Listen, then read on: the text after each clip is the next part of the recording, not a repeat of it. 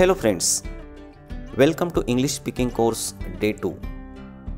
मित्रांनो, इंग्रजीत अनेक प्रसंगी मॅनर्स म्हणजे शिष्टाचार, सभ्यता दाखवण्याची प्रथा आहे. स्वाभाविकपणे इंग्रजी शिकण्यासाठी किंवा चांगल्या प्रकारे इंग्रजी बोलण्यासाठी शिष्टाचार प्रकट करण्याची पद्धत समजून घेणे आवश्यक आहे.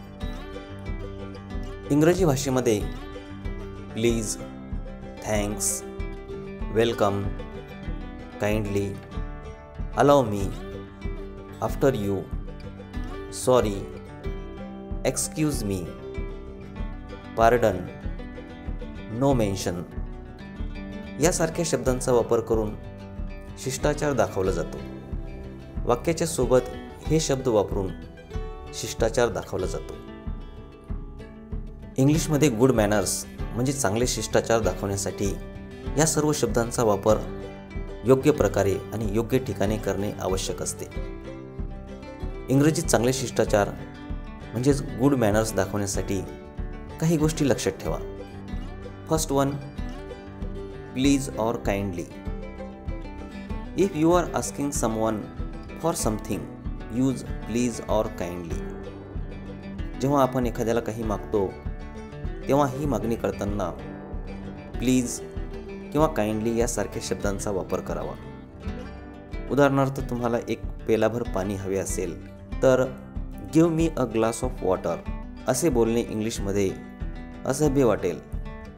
त्याऐवजी a glass of water please or give me a glass of water please असे बोलणे जास्त शिष्टाचाराचे वाटेल. तुम्हाला कोणाचा पेन मागायचा असेल तर गिव्ह मी युअर पेन असे बोलणे असभ्य वाटेल.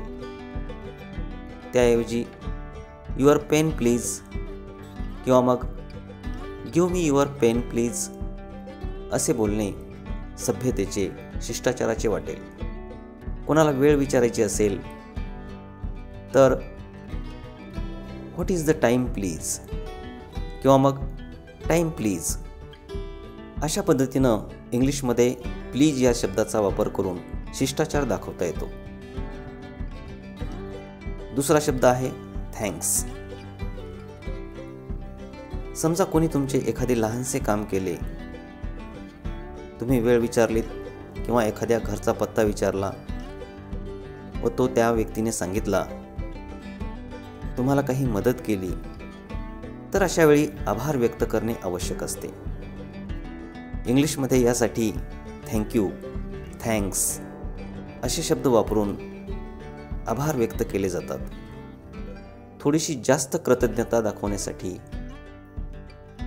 थँक्यू व्हेरी मच किंवा मग many many thanks to you अशा पद्धतीनं थँक्स या शब्दाचा वापर करून इंग्लिशमध्ये शिष्टाचार दाखवला जातो.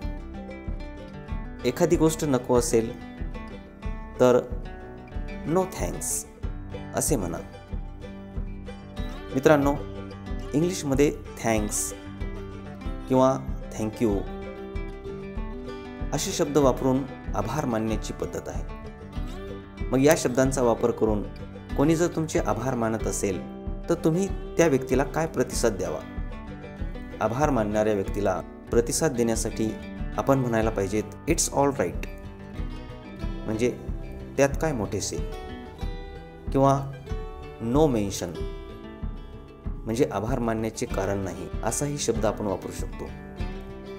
किंवा आभार मानणाऱ्या व्यक्तीला प्रतिसाद देण्यासाठी वेलकम असाही शब्द आपण वापरू शकतो. किंवा मग यू आर वेलकम, तुमचे स्वागत आहे. अशा पद्धतीनं आभार मानणाऱ्या व्यक्तीला आपण प्रतिसाद दिला पाहिजे. मित्रांनो, कोणी एखादा व्यक्ती तुम्हाला एखादी वस्तू मागत असेल, वस्तूची मागणी करत असेल आणि ती वस्तू तुम्हाला त्याला द्यायची असेल तर ही वस्तू देत असताना टेक इट म्हणण्याऐवजी विथ ग्रेट प्लेजर असे म्हणा. ते जास्त सभ्यतेचे वाटेल. तसेच तुम्हाला एखाद्याची छोटीशी मदत करायची असेल तर ही मदत करत असताना अलाउ मी असा सभ्यतेचा शब्द आपण वापरला पाहिजे. For example, allow me to do that. मित्रांनो, जेव्हा आपल्यापेक्षा मोठ्या किंवा वयोवृद्ध माणसाला आपण गर्दीच्या ठिकाणी वाट देतो, अशी वाट देताना मराठीमध्ये आपण आधी तुम्ही असा शब्द वापरतो, पण इंग्लिशमध्ये अशा वयोवृद्ध माणसाला किंवा आपल्यापेक्षा वयाने मोठ्या माणसाला जर आपल्याला वाट द्यायची असेल तर आपण म्हणायला पाहिजेत आफ्टर यू. इंग्लिशमध्ये वेळोवेळी खेद प्रकट करण्याची पद्धत आहे. आपण केव्हा खेद प्रकट करतो? जेव्हा आपल्या हातून एखादी मोठी चूक होते किंवा एखाद्याला भेटायची वेळ दिली व आपण वेळेवर पोहोचलो नाही, एखाद्याला वेळ देऊन देखील त्या दिवशी आपण मुळीच गेलोच नाही, तर आपल्या या चुकीची क्षमा आपण मागतो. इंग्लिशमध्ये लहान सहान गोष्टींसाठी खेद प्रकट करताना सॉरी, एक्सक्यूज मी, पार्डन अशा शब्दांचा वापर करून खेद प्रकट केला जातो. इंग्लिशमध्ये क्षमा मागण्यासाठी वापरले जाणारे शब्द एक्सक्यूज क्षमा करणे, फॉरगिव्ह माफ करणे, क्षमा करणे, पार्डन क्षमा करणे, मिस्टेक चुकून, ॲपॉलॉजीज चूक कबूल करणे, सॉरी माफ करा, क्षमा करा अशा शब्दांचा वापर करून इंग्लिशमध्ये क्षमा मागितली जाते. मित्रांनो, आता पाहूयात इंग्लिशमधील काही शिष्टाचाराची वाक्ये. कृपा करून लक्ष द्या. May I have your attention please. मला बोलायची परवानगी द्याल का?